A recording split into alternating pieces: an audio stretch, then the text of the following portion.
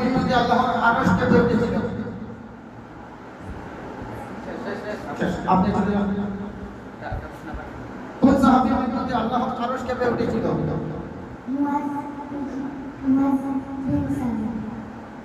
মুআজ বিন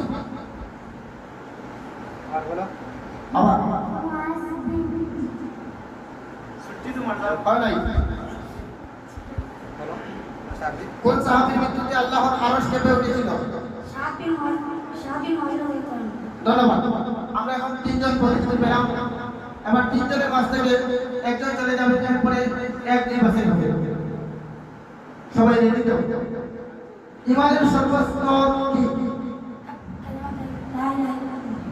ধন্যবাদ।